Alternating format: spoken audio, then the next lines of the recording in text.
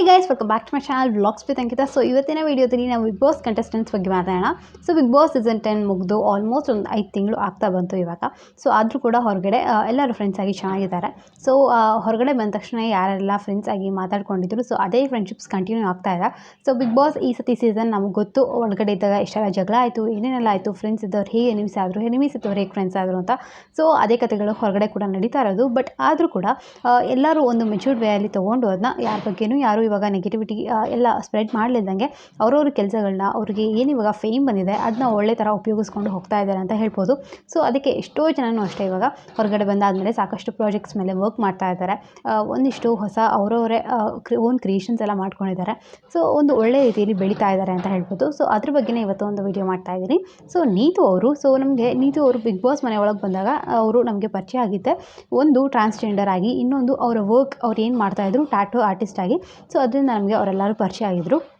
So big ಬಾಸಿಂದ ಬಂದು ಆದಮೇಲೆ ಇವಾಗ ಹೊರಗಡೆ ಅವ್ರಿಗೆ ಇವಾಗ ಒಂದು ಒಳ್ಳೆ ನೇಮ್ ಸಿಕ್ಕಿದೆ. ಸೊ ಎಲ್ಲ ಕಡೆಯಿಂದನೂ ಗುರುತಿಸ್ತಾರೆ ಜನ ಇವಾಗ ಅವ್ರನ್ನ. ಸೊ ಮೊದಲಿಗಿಂತನೂ ತುಂಬ ಚೆನ್ನಾಗಿ ಗುರುತಿಸ್ತಾರೆ. ಸೊ ಇವಾಗ ಅವರು ಇನ್ನೂ ಒಂದು ಹೊಸದು ಕ್ರಿಯೇಷನ್ಸ್ನ ಸ್ಟಾರ್ಟ್ ಮಾಡಿದ್ದಾರೆ ಅಂತ ಹೇಳ್ಬೋದು. ಸೊ ಅವ್ರದ್ದೇನು ಫಸ್ಟು ಬರೀ ಟ್ಯಾಟೂ ಅಂಗಡಿ ಇತ್ತು.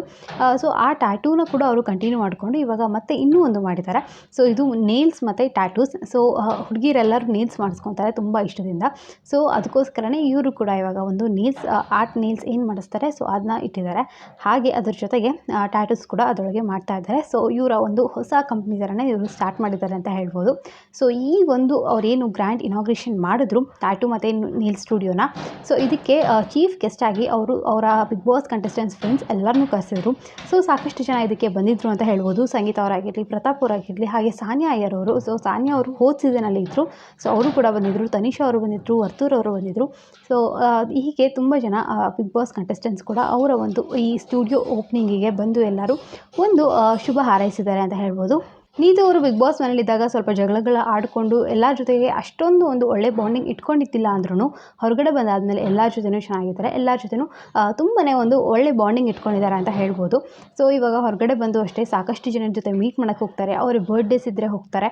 ಸೊ ತುಂಬಾ ಚೆನ್ನಾಗಿದ್ದಾರೆ ನೀತು ಅವರು ಕೂಡ ಇವಾಗ ಎಲ್ಲರ ಜೊತೆನೂ. ಸೊ ಇವಾಗ ಅವರ ಒಂದು ಓಪನಿಂಗ್ ಏನಾಯಿತು, ಒಂದು ಹೊಸ ಸ್ಟುಡಿಯೋ, ಸೊ ಅದಕ್ಕೆ ಅವರ ಎಲ್ಲರ ಫ್ರೆಂಡ್ಸ್ ಬಂದುಬಿಟ್ಟು ಅವ್ರಿಗೆ ಕಂಗ್ರ್ಯಾಚುಲೇಷನ್ ವಿಶಸ್ ಮಾಡಿದ್ದಾರೆ. ಹಾಗೆ ಅವ್ರ ಅಮ್ಮ ಕೂಡ ಇದ್ದರು, ನೀತು ಅವರ ಅಮ್ಮನೂ ಅಲ್ಲಿದ್ದರು. ಸೊ ಇದು ಒಂದು ನೀತು ಅವರ ಕತೆ ಅಂತ ಹೇಳ್ಬೋದು. ಸೊ ನಿಮಗೆ ಹೋಪ್ ಎಲ್ಲರಿಗೂ ಇಷ್ಟ ಆಗಿದೆ ಅಂತ ಅಂದ್ಕೊಂಡಿದ್ದೀನಿ. ಸೊ ಇದೇ ಥರದ ಎಲ್ಲ ಅಪ್ಡೇಟ್ ವಿಡಿಯೋ ನನ್ನ ಚಾನಲ್ ಸಿಗ್ತಾ ಇರುತ್ತೆ. ಸೊ ಪ್ಲೀಸ್ ಚಾನಲ್ಗೆ ಸಬ್ಸ್ಕ್ರೈಬ್ ಮಾಡ್ಕೊಳ್ಳೋದನ್ನ ಮರಿಬೇಡಿ. ಹಾಗೆ ರಕ್ಷಾ ಚಾನಲ್ ಕೂಡ ಹೋಗ್ಬಿಟ್ಟು ಸಬ್ಸ್ಕ್ರೈಬ್ ಮಾಡ್ಕೊಳ್ಳಿ. ಅವ್ರ ಚಾನಲ್ ಹೆಸರು ರಕ್ಷಾ ರೆಡ್ಡಿ ಅಂತ. ಡೈಲಿ ವೀಡಿಯೋಸ್ ಆಗ್ತಿರ್ತಾಳೆ, ನಿಮ್ಮೆಲ್ಲರಿಗೂ ಇಷ್ಟ ಆಗ್ಬೋದು. ಸೊ ಮತ್ತೆ ಹೊಸ ವೀಡಿಯೋದಲ್ಲಿ ಸಿಗ್ತೀನಿ. ಹೇಳಿದಂತೆ ಟೇಕ್ ಕೇರ್, ಬಾಯ್.